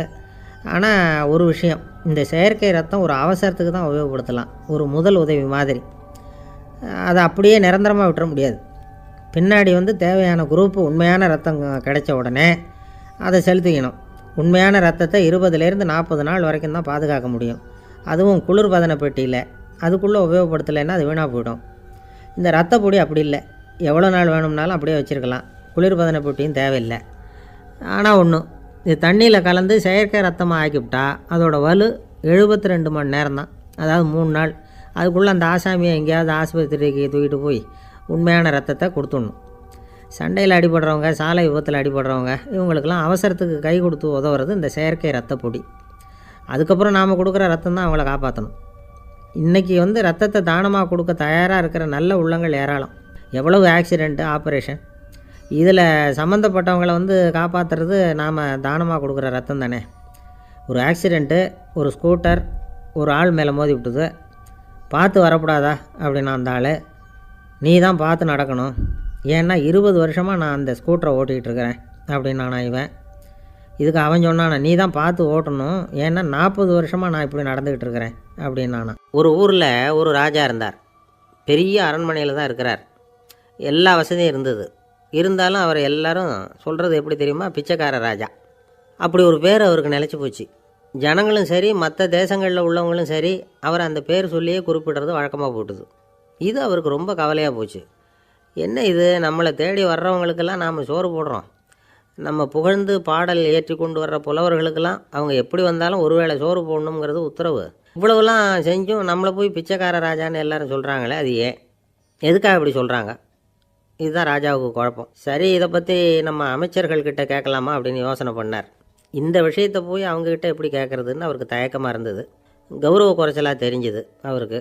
சரி, சாதாரண குடிமக்கள்கிட்ட இதை பற்றி கேட்கலாமா அப்படின்னு யோசனை பண்ணார். கேட்கலாம், ஆனால் அவங்க யாரும் ராஜா முன்னாடி நின்று தைரியமாக பேசக்கூடிய அளவுக்கு இல்லை. ராஜாவோட குழப்பம் நாளுக்கு நாள் அதிகமாக போச்சு. கடைசியாக அவர் ஒரு முடிவுக்கு வந்தார். அதாவது இதை பற்றி ஒரு பிச்சைக்காரங்கிட்டே கேட்டு பார்த்துட்டா என்ன. இதுதான் அவர் பண்ண முடிவு. உடனே மாறு வேஷம் போட்டுக்கிட்டு நகர்வலம் போனார். ஒரு பிச்சைக்காரனை கண்டுபிடிச்சார். இதை பாருப்பா, நம்ம ராஜாவை எல்லாரும் பிச்சைக்கார ராஜான்னே சொல்கிறாங்களே, அதுக்கு என்ன காரணமாக இருக்கும் அப்படின்னு கேட்டார். அதுக்கு அவன் சொல்கிறான், இதுக்கான பதிலை இன்னும் ஒரு 30 நாளில் சொல்கிறேன் அப்படின்னா. உடனே இவருக்கு சந்தோஷம். உண்மையை அவங்ககிட்ட சொன்னார். நான் வேறு யாரும் இல்லை, நான் தான் இந்த நாட்டு ராஜா. இப்போ நீ என் கூடவே வந்துடு, அரண்மனையிலேயே தங்கிக்கோ, 30 நாள் கழித்து எனக்கு பதில் சொல்லிவிட்டு அதுக்கப்புறமா நீ போகலாம் அப்படின்னு சொல்லி அழைச்சிட்டு வந்துட்டார். அரண்மனையில் ஒரு மூலையில் அவன் தங்கறதுக்கு இடம் கொடுத்தார். தினம் 2 வேளையும் இவனுக்கு சோறு போடுங்க அப்படின்னு உத்தரவு போட்டார். ராஜா கொடுத்த இடத்துல போய் உக்காந்துக்கிட்டான் அந்த பிச்சைக்காரன். தினமும் அந்த அரண்மனையில் நடக்கிறதையெல்லாம் கவனிச்சிக்கிட்டு வந்தான். வேளைக்கு சாப்பாடு வரும், சாப்பிட்டுக்கிட்டு இருக்கான். இப்படி 30 நாள் முடிஞ்சுது. ராஜா வந்தார். என்ன, என்னோட கேள்விக்கு பதில் என்னன்னு கண்டுபிடிச்சிட்டியான்னார். கண்டுபிடிச்சிட்டேன்னா. என்ன எல்லாரும் பிச்சைக்கார ராஜான்னு சொல்கிறாங்களே, அது நியாயமாக படுதா உனக்குன்னு கேட்டார். நியாயமாக தான் படுது, சந்தேகம் இல்லாமல் நீங்கள் பிச்சைக்கார ராஜா தான். என்ன தான் நீங்கள் வசதியோடவும் படைபலத்தோடவும் இருந்தால் கூட நீங்கள் எங்கள் வர்க்கத்தை சேர்ந்த ஆசாமி தான் அப்படின்னு அடித்து சொல்லிவிட்டான் அந்த ஆள். ஏனால் அப்படி சொல்கிறேன்னு கேட்டார் இவர். அரசே, ஒரு உண்மையை கண்டுபிடிச்சி சொல்கிறதா நான் உங்ககிட்ட சொன்னேன். நீங்கள் ராஜ பரம்பரைன்னா உடனே உங்கள் கழுத்தில் கிடக்கிற முத்து மாலையை கழட்டி பரிசாக கொடுத்துருப்பீங்க, பொண்ணையும் மணியையும் கொடுத்துருப்பீங்க. ஆனால் நீங்கள் அப்படி செய்யலை. என்னை ஒரு மூலையில் உட்கார வச்சு 2 வேளை சோறு போட சொன்னீங்க. உங்களை தேடி யார் வந்தாலும், யார் பாராட்டி பேசினாலும் அல்லது பிரச்சனைகளை சொன்னாலும் நீங்கள் செய்கிற ஒரே காரியம் சோறு போடுறது தான். பிச்சைக்காரனுக்கு சோறு மட்டும்தான் உலகம். உங்கள் விஷயத்துலேயும் நீங்கள் அப்படி தான் நினைக்கிறதாக தெரியுது. நல்லா கவனிங்க. எந்த ஒரு பிரச்சனைக்கும் சோறு தான் முடிவுன்னு நினைக்கிறீங்க பாருங்கள். நீங்கள் சந்தேகமில்லாத எங்களை சேர்ந்த ஆள் தான் அப்படின்னு விட்டான் அந்த பிச்சைக்காரன். அதுக்கப்புறம் தான் அந்த ராஜா தன்னுடைய தவறுகளையெல்லாம் தேர்த்திக்கிட்டாரான். பசின்னு வர்றவங்களுக்கு சோறு தான் போடணும், அது தப்பு இல்லை. பாராட்ட வர்றவங்களுக்கெல்லாம் சோத்தையே போட்டு அனுப்புனா இப்படி தான் பேர் வரும். எனக்கு தெரிஞ்ச ஒருத்தர் தினமும் யாராவது ஒருத்தரை தன் வீட்டுக்கு அழைச்சிட்டு போவார், சாப்பாடு போட்டு அனுப்புவார். முன்னறிவிப்பு இல்லாமல் திடீர்னு ஒரு விருந்தாளியோட வீட்டில் போய் இவர் நிற்கிறது வழக்கம். அந்த அம்மாவும் இவருக்காக தயார் பண்ணி வச்சுருந்ததை இவர் அழைச்சிட்டு வந்திருக்கிற விருந்தாளிக்கு போட்டுருவாங்க. விருந்தாளி சாப்பிட்டுட்டு போனதுக்கப்புறம் இவர் மனைவிகிட்ட உனக்கு சிரமம் வேணாம் அப்படின்னு சொல்லிவிட்டு பக்கத்தில் உள்ள ஒரு ஹோட்டலுக்கு போய் காசு கொடுத்து சாப்பிட்டுட்டு வந்துடுவார். பல நாள் இப்படி நடக்கும். ஒரு நாள் அவரை தனியாக கூப்பிட்டுக்கிட்டு போய் ஏன் இப்படி பண்ணுறீங்கன்னு கேட்டோம். அதுக்கு அவர் சொல்கிறாரு, எங்கள் வீட்டு சாப்பாட்டிலேருந்து தப்பிக்கிறதுக்கு எனக்கு வேறு வழி எதுவும் தெரியல சார், அதனால தான் இப்படி பண்ணிகிட்ருக்கிறேன் அப்படின்னார் ரொம்ப பரிதாபமாக. ஒருத்தன் எப்படி நடந்துக்கிறாங்கிறத வச்சு தான் அந்த ஆள் எப்படிங்கிறத நாம் முடிவு பண்ணுறோம். ஆளுமைன்னு சொல்கிறோம்ல, அதுக்கு சூழ்நிலைகளை ஆளுகின்ற தன்மை அப்படின்னு விளக்கம் கொடுக்குறார் ஒரு உளவியல் நிபுணர். சரி, ஒரு மனிதனுடைய ஆளுமையை உருவாக்குகிற விஷயங்கள் என்னென்ன? பிறப்பு, வளர்க்கப்பட்ட விதம், படிப்பு, நண்பர்கள், சமுதாயம், இப்படி நிறைய உண்டு. ஆளுமையின் அடிப்படையில் சில மனநோய்கள் உண்டாகுது. அதெல்லாம் என்னென்னங்கிறத தெரிஞ்சு வச்சுக்கிட்டோம்னா நம்ம கூட இருக்கிறவங்கள அடையாளம் கண்டுபிடிக்கிறதுக்கு அது ரொம்ப உபயோகமாக இருக்கும். ஃப்ரெனாய்டு ஆளுமை அப்படின்னு ஒன்று, இந்த கோளாறு உள்ளவங்க எப்படி இருப்பாங்க தெரியுமா? அதிக உணர்ச்சி, சந்தேகம், பொறாமை இதெல்லாம் அதிகமாக இருக்கும். வளைஞ்சு கொடுக்க மாட்டாங்க. அடுத்தவங்களோட இணக்கமான உறவு இருக்காது. அவங்க செய்கிற தப்புக்கெல்லாம் அடுத்தவங்களை வந்து குறை சொல்லிகிட்டு இருப்பாங்க. இது ஒரு ரகம். அடுத்தது ஸ்கிசாய்டு ஆளுமை அப்படின்னு சொல்கிறாங்க. இந்த கோளாறு உள்ளவங்க அடுத்தவங்களோட பழக கூச்சப்படுவாங்க. சின்ன வயசுலேயே இது ஆரம்பமாயிடுது. பகல் கனவுலேயே சஞ்சரிப்பாங்க. அவங்களுடைய விரோதம், கோபம் இதை கூட வெளியில் காட்டிக்க முடியாமல் இருப்பாங்க. இவங்களுக்கு அகமுகம், பிரச்சனைகள்லேருந்து ஒதுங்கி எதுலேயும் ஈடுபாடு இல்லாதவங்களாக இருப்பாங்க. இப்படி ஒரு ரகம். அடுத்தது சைக்ளோதமிக் ஆளுமை அப்படின்னு சொல்கிறாங்க. அது என்னென்னா, உணர்ச்சிகளில் ஏற்றத்தாழ்வு அதிகமாக இருக்குமா. சில சமயம் பார்த்தா மகிழ்ச்சியாக இருப்பாங்க, சில சமயம் சோகமாக உட்காந்துருப்பாங்க. அவங்க மனநிலைக்கு தகுந்த மாதிரி சமூக நிகழ்ச்சிகளில் பங்கெடுத்துக்குவாங்க. இன்னொரு வகை என்னென்னா எண்ணப்பீடிகை ஆளுமை அப்படின்னு பேர் வச்சுருக்கிறாங்க. அதுக்கு இவங்களுக்கெல்லாம் கரெக்டாக இருக்கணும், எல்லாம் சட்டத்திட்டம் இதுலேயும் ஒரு ஒழுங்குமுறை, இப்படி எதிர்பார்க்குற மனோபாவம். இவங்க எதிர்பார்ப்புக்கும் வரன்முறைக்கும் மற்றவங்க கட்டுப்படணும்னு நினைப்பாங்க. இந்த நிலைமை நீடித்தா என்ன ஆகும் தெரியுமா? அலைக்கழிக்கிற எண்ணங்கள் திரும்ப திரும்ப ஒரே செயலை செய்ய தூண்டுற மன தளர்ச்சிக்கு ஆளாயிடுறாங்க. அடுத்தது ஹிஸ்டீரியா ஆளுமை. சின்ன விஷயத்தையெல்லாம் பெருசுப்படுத்தி நாடகமாக்குற நடிகர்கள் இவங்க. உணர்ச்சி அதிகம் உள்ளவங்க. இவங்க மன எழுச்சியில் பக்குவமின்மை, குழந்தைத்தனம், முதிர்ச்சியின்மை எல்லாம் இருக்கும். தன்னலம் மிக்க குணம், பிறர் தன்னை மட்டுமே கவனிக்கணும்னு நினச்சி செயல்படுறது, இதெல்லாம் இவங்க அடையாளம். அடுத்த ரகம் எப்படின்னா வளர்ச்சியற்ற ஆளுமைன்னு சொல்கிறாங்க. அடுத்தவங்களோட இணங்கி போக முடியாதவங்க, அறிவு, மன எழுச்சி, சமூக உறவு இதில் எல்லாம் போதுமான வளர்ச்சியையும் நிறைவையும் பெற முடியாதவங்க. இவங்களால் வாழ்க்கையில் முன்னேற முடியாது. பிச்சைக்காரங்க, குற்றவாளிகள் இவங்ககிட்டலாம் இது மாதிரியான ஆளுமை அதிகமாக இருக்குமா. அடுத்தது என்னென்னா சோர்வுடைய ஆளுமை. எதுலேயும் உற்சாகம் இல்லாமல் சோர்ந்து போயிருப்பாங்க. அதுக்கெல்லாம் நமக்கு வலிமை இல்லைப்பா அப்படின்னு சொல்லிகிட்டு இருப்பாங்க. சின்ன விஷயங்களுக்கெல்லாம் அதிர்ச்சி அடையிறது, வாழ்வின் சுவையை அனுபவிக்க முடியாதவங்க. இன்னொரு ரகம் இது கொதித்தெழும் ஆளுமைங்கிறாங்க. எதுக்கு எடுத்தாலும் ஆத்திரம், குரோதம், வன்செயல் இதிலெல்லாம் ஈடுபாடு, இப்படி உள்ளவங்க. நத்தை வகை ஆளுமை அப்படின்னு ஒன்று. அடுத்தவங்க மேலே விரோதம் இருக்கும், அடிக்கணுங்கிற எண்ணம் இருக்கும். ஆனால் அதை அப்படியே வெளியில் காட்டாமல் அதே சமயம் அமைதியான முறையில் வெறுப்பை வெளிக்காட்டுற ரகம். இவங்கெல்லாம் பேசாமல் கம்முன்னு இருந்துக்கிட்டே நினச்சதை நிறைவேற்றிக்கிடுவாங்க. முன்ஜாக்கிரதை ஆளுமை அப்படின்னு ஒரு ரகமாக. பாதுகாப்பின்மை, சந்தேகம், முழுமையின்மை, அறவேக்காட்டுத்தனம் இந்த மனப்போக்கு அதிகமாக இருக்கிறதுனால அகம்பாவம், புடிவாதம், எச்சரிக்கை எல்லாம் அளவுக்கு மீறி இருக்கும். இது வரைக்கும் நாம் பேசிக்கிட்டு இருந்த ஆளுமை பண்புகள் அளவுக்கு அதிகமாக போயிட்டுதுன்னா ஆளுமை கோளாறுகள் ஏற்படும். அதன் அடிப்படையில் மனவியாதிகள் வருமா. அதனால் இணக்கமான, எல்லாரும் விரும்புகிற இயல்பான ஆளுமையை பெறுவதற்கு நாம் முயற்சி செய்யணும் அப்படிங்கிறது மனோதத்துவ நிபுணர்களுடைய ஆலோசனை. ஒருத்தர் ஒரு மனோதத்துவ டாக்டரை தேடிட்டு வந்தாராம். டாக்டர், எனக்கு மனசில் ஏதோ வியாதி, ஆளுமை கோளாறு, அதாவது எனக்கு சீக்கிரமாக செத்து போனால் தேவையில்லைன்னு தோணுது அப்படின்னாராம். உடனே அந்த டாக்டர், சரி அப்படின்னா இங்கே இருங்க, நான் வைத்தியம் பார்க்குறேன் அப்படின்னாராம். ஆஃபீஸை முடிஞ்சு வீட்டுக்கு போகிற சமயத்தில் ஒருத்தர் கடைக்கு போய் ஸ்வீட் வாங்கினார். சரி, வீட்டுக்கு பிள்ளைங்களுக்கு தான் வாங்கிட்டு போகிறார் அப்படின்னு மற்றவங்க நினச்சாங்க. அவர் அப்படி செய்யலை. அந்த இடத்துலையே பொட்டலத்தை பிரித்தார். திருட மாதிரி அப்படியே சுற்றி ஒரு தரம் பார்த்துக்கிட்டார். யாரும் தெரிஞ்சவங்க இல்லைங்கிறத முடிவு பண்ணிவிட்டு அவசரமாக அதை அப்படியே போட்டு முழுகிவிட்டு கையை தொடச்சிக்கிட்டு நல்ல பிள்ளை மாதிரி நடந்து போக ஆரம்பிச்சிட்டார். அவர் யாருன்னா, அவரோட பிரச்சனை எல்லாருக்கும் தெரியாது, சில பேருக்கு தான் தெரியும். அதாவது அவர் உடம்பில் சர்க்கரை இருக்குதுன்னு டாக்டர் சொல்லிவிட்டாராம். அதனால் வீட்டில் சர்க்கரையே இவர் கண்ணில் காட்டுறதில்ல. அதனால் இவர் யார் கண்ணிலையும் படாமல் இப்படிப்பட்ட வேலைகள்லாம் செய்கிறது வழக்கம். யாருக்கும் தெரியாமல் இப்படி ஸ்வீட்டை வாங்கி சாப்பிட்டுட்டு அவர் பாட்டுக்கு போயிடுறது. இப்படிப்பட்டவங்களுக்கெல்லாம் கொஞ்சம் ஆறுதலான தகவல் இன்றைக்கி. அது என்னென்னா, நாம் சாப்பிட்ற சர்க்கரைக்கும் நம்ம உடம்பில் உள்ள சில கோளாறுகளுக்கும் அப்படி என்ன தான் சம்மந்தம் இருக்குது. இதை பற்றி சமீபத்தில் சில ஆராய்ச்சிகள்லாம் நடந்திருக்குது. ஏன்னா சர்க்கரைன்னாவே விஷம் மாதிரி அதை பார்க்குறவங்களும் சில பேர் உண்டு. சின்ன பிள்ளைங்களுக்கு வயத்தில் பூச்சி உண்டாகிறதுலேருந்து பெரியவங்களுக்கு நீரிழிவு வர்ற வரைக்கும் எல்லாத்துக்கும் சர்க்கரை தான் காரணம்னு சொல்லிகிட்டு இருக்கிறோம். ஆனால் அந்த அளவுக்கு பயப்பட வேண்டிய அவசியம் இல்லை அப்படின்னு சொல்கிறாங்க. சர்க்கரை வியாதி, இருதய நோய், பித்த நீர்ப்பை நோய் இதெல்லாம் சில நோய்கள்லாம் நாம் சாப்பிட்ற சர்க்கரைக்கும் தொடர்பு இருக்குதுன்னு நினைக்கிறோம். ஆனால் அப்படி சம்பந்தம் உண்டுங்கிறதுக்கு போதுமான அளவுக்கு ஆதாரம் இல்லை அப்படிங்கிறாங்க ஆராய்ச்சியாளர்கள். ஒரே ஒரு சம்பந்தம் தான் உறுதியாக இருக்குதான். அதுவும் இந்த பல் சிதைவு அப்படின்னு இருக்கு இல்லையா, அந்த சர்க்கரை சாப்பிட்றதுக்கும் இந்த பல் சிதைவுக்கும் சம்மந்தம் இருக்குது அப்படிங்கிறத மட்டும் உறுதியாக சொல்கிறாங்க.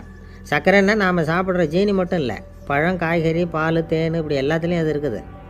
கேரட்டு கொடுக்குற சத்தில் 88% சர்க்கரை, ஆப்பிள் கொடுக்குற சக்தியில் 95% சர்க்கரை, இது ஜீனி சர்க்கரை, இது ஆப்பிள் சர்க்கரை அப்படிங்கிற வித்தியாசம்லாம் உடம்புக்கு கிடையாது. ரெண்டுமே உடனடியாக சக்தி கொடுக்குது. ஒரு ஸ்பூன் சர்க்கரையில் 16 கலோரி தான் சத்து இருக்குது. அதிகமாக சர்க்கரை சாப்பிட்டா நீரிழிவு வந்துருங்கிறது தப்பான ஒரு அபிப்பிராயம்.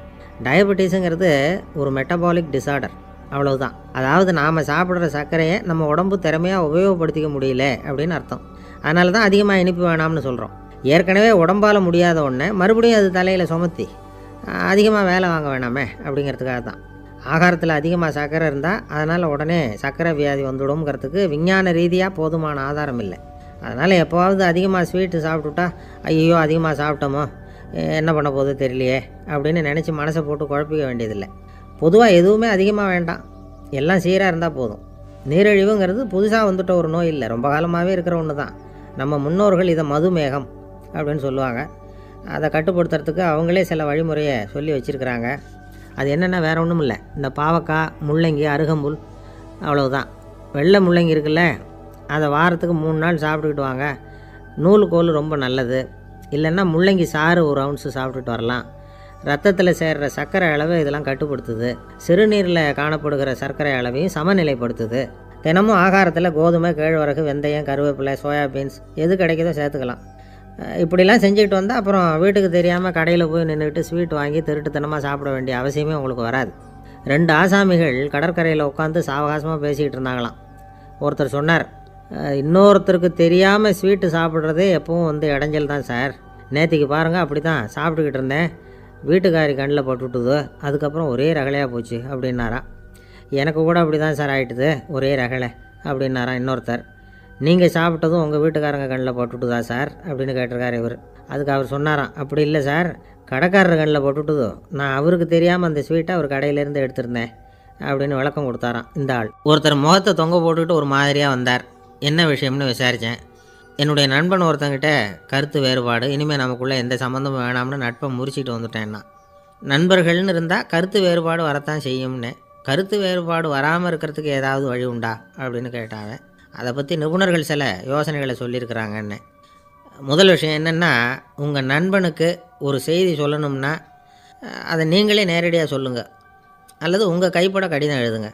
அதாவது நேரடி தொடர்பு முக்கியம். அதை விட்டுட்டு இன்னொருத்தர் மூலமாக நண்பர்களுக்கு செய்தி அனுப்புனா நீங்கள் சொல்கிற செய்தி அப்படியே போய் சேராது, அது சேதமாயிடும். கூட்டி குறைச்சி சொல்லிவிடுவாங்க, அது குழப்பத்தில் கொண்டாந்து விட்டுரும். இது ஒரு யோசனை. 2வது யோசனை என்னென்னா, நீங்கள் ஒரு நல்ல காரியத்தை செய்யும் பொழுது உங்கள் நண்பரையும் சேர்த்துக்குங்க, அவருக்கும் அதில் ஒரு ஈடுபாட்டை உருவாக்குங்க. 3வது யோசனை, நம்ம பக்கத்தில் இருக்கிற நண்பர் மகிழ்ச்சி அடைகிற மாதிரி ஏதாவது செய்யணும். சின்ன சின்ன செயல்களாக இருந்தாலும் பரவாயில்ல, அவர் நமக்கு எதுவும் செய்யலையே, நாம் எதுக்கு செய்யணும் அப்படின்னு நினச்சிக்கிட்டு இருக்கக்கூடாது. 4வது யோசனை என்னென்னா, உங்களுக்கு ஒரு பிரச்சனையா அல்லது உங்கள் நண்பருக்கு ஒரு பிரச்சனையா எதுவாக இருந்தாலும் 2 பேரும் சேர்ந்து உட்காந்து ஆலோசனை பண்ணுங்கள். நம்ம யோசனையும் கேட்கப்படுதே அப்படிங்கிற நினைப்பே அவருக்கு ஒரு மன நிறைவை உண்டாக்குமா. 5வது யோசனை, உங்கள் நண்பர் ஏதோ ஒரு காரியத்தை செய்கிறார், நீங்கள் உடனே அவசரப்பட்டு நீ செய்கிறது தப்புன்னு தீர்ப்பு சொல்லக்கூடாது. அவர் அதை செய்கிறதுக்கான நியாயங்கள் எவ்வளோ இருக்கும், அதை புரிஞ்சுக்கிறதுக்கு முயற்சி பண்ணணும். 6வது யோசனை, உங்கள் நண்பர் என்ன சொன்னாலும் அதை பொறுமையாக கேளுங்க. அவர் சொல்கிறத புரிஞ்சுக்கணும், அவர் சொல்ல விரும்புகிறத புரிஞ்சுக்கணும், அவர் சொல்ல முடியாமல் தவிக்கிறதையும் புரிஞ்சுக்கணும். இப்படி 3 விதமாகவும் அவரை புரிஞ்சுக்கிட்டு அதுக்கு தகுந்த மாதிரி செயல்படணும். 7வது யோசனை என்னென்னா, உங்கள் நண்பர் உங்ககிட்ட ஏதோ ஒரு கருத்தை சொல்கிறார், அது உங்களுக்கு பிடிக்கல, அதுக்காக உடனே நீ சொல்கிறது சரியில்லை, நான் ஒத்துக்க மாட்டேன் அப்படின்லாம் மறுத்துக்கிட்டு இருக்கக்கூடாது. அவர் சொல்கிறத கேட்கணும், பொறுமையாக சிந்திக்கணும், அதுக்கப்புறம் பதில் சொல்லணும். இப்படிலாம் நடந்துக்கிட்டால் நண்பர்களுக்குள்ள கருத்து வேறுபாடு வர்றதுக்கு வாய்ப்பே இருக்காது அப்படின்னு வல்லுநர்கள் தொகுத்து சொல்லியிருக்கிறாங்க இந்த யோசனைகளை. எனக்கு தெரிஞ்ச சில நண்பர்கள் உண்டு, அவங்களுக்குள்ளேயும் கருத்து வேறுபாடுகள் வராமல் இருக்கிறதுக்கு சில நுட்பங்களை கையாளுறது உண்டு. ஒருத்தர் சொன்னார், அந்த டாக்டர் சின்ன வயசுலேருந்து என் கூட பழகினவர், நாங்கள் 2 பேரும் இணை பிரியாத நண்பர்கள், இருந்தாலும் எனக்கு உடம்பு சரியில்லைன்னா நான் அவர்கிட்ட வைத்தியம் பார்த்துக்க மாட்டேன் அப்படின்னார் ஒருத்தர். ஏன் அப்படின்னு கேட்டேன். எங்கள் நட்பு கெட்டுப்படக்கூடாது இல்லையா, அதனால தான் அப்படின்னார் இவர். ஒரு மனுஷனுக்கு 3 விதத்தில் கர்வம் உண்டாகிறதுக்கு வாய்ப்பு உண்டு. பணம், பதவி, புகழ். பணம் அதிகமாக வந்தால் கர்வம் வரலாம், பதவி பெருசாக வந்துட்டுதுன்னா கர்வம் வரலாம், புகழ் அதிகமாக போனாலும் கர்வம் வரலாம். இந்த 3 வகையான கர்வத்துக்கும் இடம் கொடுக்காமல் இருக்கிறாங்க பாருங்கள், அவங்க தான் சிறந்த மனிதர்கள். ஒரு பெரிய பொறுப்பில் இருக்கிறவங்களுக்கு கர்வம் வந்துடக்கூடாது. அப்படி வந்துட்டுதுன்னா அது எல்லாருக்கும் இடைஞ்சல். ஒரு ராஜா இருந்தார், அவர் ஒரு நாள் தன்னுடைய தலைநகரத்தை சுற்றி வந்துக்கிட்டு இருந்தார். ஒரு இடத்துல ஒரு அழகான நிலத்தை பார்த்தார். ஆஹா, இந்த இடத்துல நமக்குன்னு ஒரு மாளிகையை கட்டினா எவ்வளோ நல்லாயிருக்கும் அப்படின்னு நினச்சார். ராஜா நினச்சா அது முடியாத காரியமா? சரி, இந்த நிலம் யாருக்கு சொந்தம்னு விசாரிங்க அப்படின்னார் பக்கத்தில் இருந்தவங்கக்கிட்ட. அவங்கெல்லாம் ஓடி போய் விசாரித்தாங்க. அந்த இடம் ஒரு வயசான கிழவிக்கு சொந்தம், வயசான அம்மாவுக்கு சொந்தமாக. அந்த அம்மா தான் அதில் ஒரு குடிசையை போட்டு குடியிருந்துகிட்டு இருக்கிறாங்க. சரி, அந்த நிலத்துக்கு ஒரு விலையை நிர்ணயம் பண்ணி அதை அந்த வயசான அம்மாக்கிட்ட கொடுத்துருங்கோ அப்படின்னு உத்தரவு போட்டார் ராஜா. ஆனால் அந்த அம்மா, இது எங்கள் பூர்வீக இடம், இதை விற்க மாட்டேன் அப்படின்னு சொல்லிவிட்டுது. சரி, 2 பங்கு விலை கொடுக்குறோம்னு சொல்லி பாருங்க அப்படின்னாங்க. அப்படியே சொன்னாங்க அரண்மனை ஆட்கள். அதுக்கும் சம்மதிக்கலை அந்த அம்மா. இதை கேள்விப்பட்டதும் ராஜாவுக்கு கோபம் வந்துட்டுது. தன்னுடைய ஆளுங்களை கூப்பிட்டார். போய் அந்த குடிசையை பிரித்து எறிங்க, காசெல்லாம் ஒன்றும் கொடுக்காதீங்க அப்படின்னு கத்தினார். அவ்வளோதான். அடுத்த நிமிஷம் அரண்மனை ஆசாமிகள் போனாங்க, குடிசையை பிரித்து எரிஞ்சாங்க. அந்த வயசான அம்மா இருக்குது, அதுவும் அந்த இடத்த விட்டு துரத்தி விட்டாங்க. அந்த இடத்துல ஒரு அரச மாளிகையை கட்டி முடிச்சிட்டாங்க. அந்த வயசான அம்மா பாவம், ராஜாவே இப்படி பண்ணால் யார்கிட்ட போய் முறையிட முடியும்? ஒரு ஞானி இருந்தார், அவர்கிட்ட போய் சொன்னாங்க. அவர் இவங்க சொன்னதை கேட்டு மனசில் வச்சுக்கிட்டார். ஒரு நாள் அந்த ராஜாவே இந்த ஞானியை கூப்பிட்டார். புதுசாக ஒரு மாளிகை கட்டியிருக்கிறேன், வந்து பாருங்கன்னு. சரின்னு சொல்லி இந்த பெரியவர் ஒரு நாள் அந்த மாளிகைக்கு போனார். சும்மா போகல, ஒரு கழுதையையும் ஓட்டிகிட்டு போனார். கொஞ்சம் சாக்குகள், வெத்து சாக்கு, அதையும் எடுத்து கழுதை முதுகில் போட்டு கழுதையை ஓட்டிகிட்டு போகிறார். ராஜா பார்த்தார். அவருக்கு இது ஆச்சரியமாக இருந்தது. என்ன இது, மாளிகைக்கு வந்துட்டு போங்கன்னு கூப்பிட்டா கழுதை சாக்கு இதெல்லாம் கொண்டு வராரே, ஒன்றும் புரியலையேன்னு நினச்சார். எதுக்காக இதெல்லாம்னு கேட்டார். அரசருடைய தோட்டத்திலேருந்து கொஞ்சம் மண் எடுத்துகிட்டு போகிறதுக்கு ஆசைப்பட்றேன், அதுக்கு நீங்கள் அனுமதி கொடுக்கணும் அப்படின்னாரு இவர். இது என்ன வேடிக்கையான கோரிக்கையாக இருக்குது அப்படின்னு நினச்சார் ராஜா. இருந்தாலும் மண் தானே கேட்குறாரு, எடுத்துகிட்டு போகட்டுமே அப்படின்னு நினச்சார். சரின்னு அனுமதி கொடுத்தார். அந்த பெரியவர் தோட்டத்துக்கு போனார், மண்ணை வெட்டினார், சாக்கில் போட்டு நிரப்புனார். ராஜாவை கொஞ்சம் கிட்ட வாங்கன்னு கூப்பிட்டார். இந்த மண் மூட்டையை தூக்கி கழுதையோட முதுகில் வைக்கணும், கொஞ்சம் உதவி பண்ணுங்கன்னார். பண்ணுறேனே அப்படின்னு சொல்லி ராஜா கிட்ட போனார். மூட்டையை தூக்கி பார்க்குறாரு, முடியல, திணறி போயிட்டார். இப்போ அந்த ஞானி பேசினாராம். அரசே, இந்த ஒரு சாக்கு